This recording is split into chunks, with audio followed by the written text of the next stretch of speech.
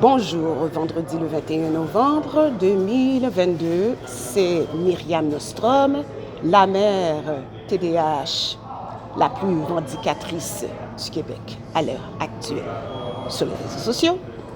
La raison pour laquelle je fais ces vidéos-là, je pense que c'est un moyen pour moi de ventiler.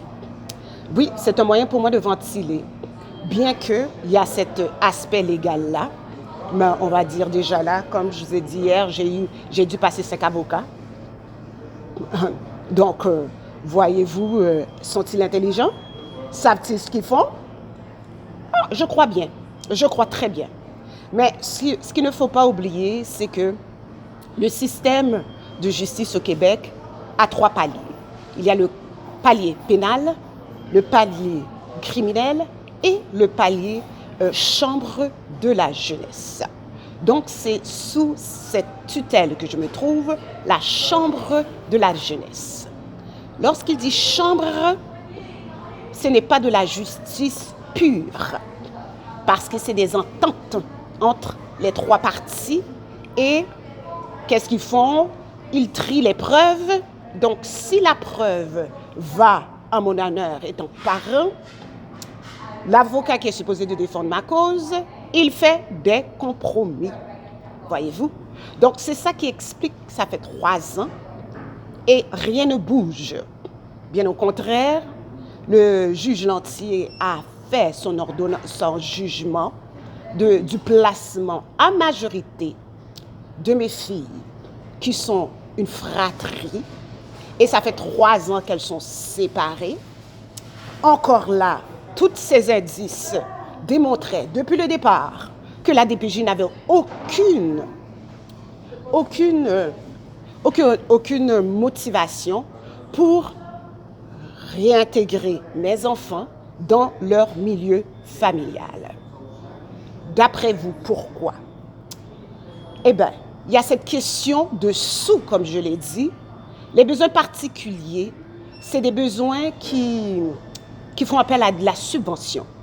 Donc, que ce soit une commission scolaire, que ce soit les services sociaux, ils peuvent demander une subvention gouvernementale. Donc, moi, à titre de parent, au lieu que c'est moi qui demande, c'est la DPJ, c'est les familles d'accueil. Voyez-vous, ils ont retiré mon autorité parentale pour aller enrichir des gens qui n'ont même pas de secondaire 5, qui ne savent rien dans le TDAH. Voici ce qui se passe. Et voici pourquoi je suis frustrée. Parce que depuis l'histoire ancienne, la DPJ, elle, qu'est-ce qu'elle fait? Elle prend des enfants. Et les minorités visibles sont pour eux, un bon gagne-pain. Oh oui, oh oui. Ils prennent les prétextes que les parents sont ci, sont cela. Ça, c'est de la bouillie pour chat. Je suis une mère qui ne s'est pas assise sur les lauriers. Parce qu'il y a des gens de ma condition, je peux vous assurer, ils ne font rien de leur vie.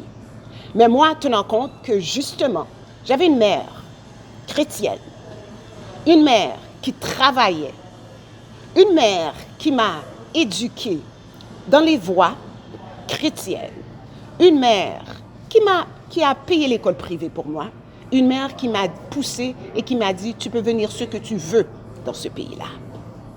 Donc, étant que mère, c'est la même recette que j'ai formulée pour mes enfants. C'est le même plan de match que j'ai voulu pour mes enfants. Oh! La DPJ, elle, selon elle, ma couleur, selon elle, ma santé mentale, parce que tout d'un coup, elle est devenue psychiatre. Tout d'un coup, elle est devenue psychologue. Tout d'un coup, elle est devenue thérapeute. J'aurais aimé ça si c'était vrai. Mais nous appelons ça du charlatanisme, ok, gouvernemental.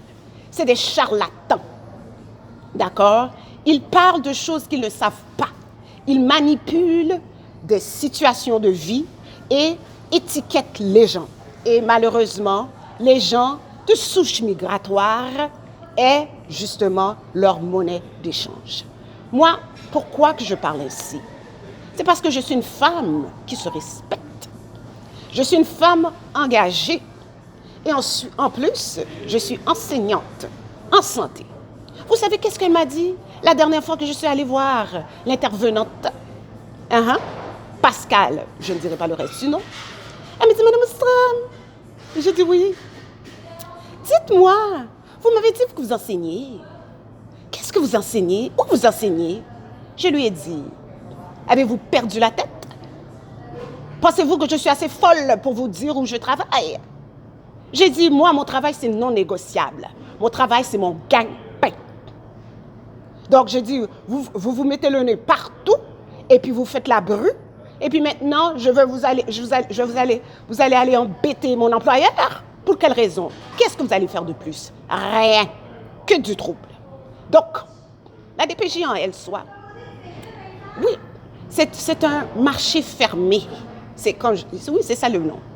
Écoutez, moi, pendant ces 3 ans d'exposition, j'ai fait des zooms avec eux. J'ai vu la grosseur des baraques de ces gens-là. Écoutez-moi, c'est pas que je suis jalouse, mais étant que travailleuse de la santé, je travaille honnêtement, de manière dure, je fais des doubles, etc. Et puis, il y en a qui se payent la traite. Et puis, ils ont des baraques qui n'ont pas l'air d'eux. Voyez-vous? Et puis, lorsqu'il vient à la cour, vous voyez que ça n'a pas de tenue. Ça n'a pas de tenue. Ça n'a pas de protocole. Donc, moi, c'est ça que je dénonce. Je te dénonce justement ces intervenantes du centre de jeunesse, sans classe, sans manière, qui n'usent pas de courtoisie comme ils doivent le faire dans leur loi justement de la DPJ. Ce n'est pas moi qui ai écrit les livres. La continuité de soins, courtoisie, respect envers le parent et son enfant, j'aimerais ça savoir. Cette loi-là, qu'est-ce qu'ils ont fait avec? Qu'est-ce qu'ils ont fait avec elle? Ils se sont essuyés le derrière avec ça? Oui, je crois bien. Je crois bien. Parce que la DPJ, croyez-moi, chers parents, c'est une machine toxique, une machine revendicatrice, une machine mensongère, une machine qui vole. Vous savez, on me chargeait $1 100 pour 2 enfants par mois. Du culot, du culot. C'est comme ça qu'ils faisaient leur cash flow. Donc, voilà. J'ai dit non. J'ai dit assez, c'est assez. OK? Et là, il va falloir que justement, que le Québec, la législation, se mobilise parce que je n'ai pas à vivre cette situation de non-sens lorsque mes documents sont documentés et que la Cour ne veut pas les accepter. Pourquoi? Ainsi que ceux de mes enfants. Pourquoi? Parce qu'ils sont illettrés médicalement? Eh bien, qu'ils fassent venir les experts. Qu'ils fassent venir les experts. Oui, qu'ils fassent venir les experts. Parce que c'est la seule manière que nous allons aller au bout de cette histoire-là. Parce que là, moi, je suis écœurée. Vous savez ce que je veux dire, étant parent? Écœurement. OK? Voici ce qui se passe.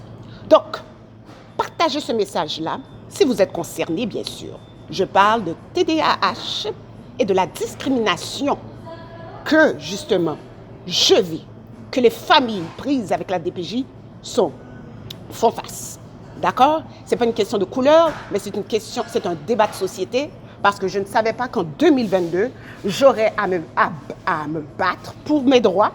Je ne savais pas que j'avais encore la charte de liberté. Ça, c'est des guerres qui ont été justement menées et qui ont été résolues. Mais aujourd'hui, semblerait-il qu'en Montérégie S, AK études légales du centre de jeunesse de Montérégie S, pour elle, c'est des lois inexistantes dans son vocabulaire.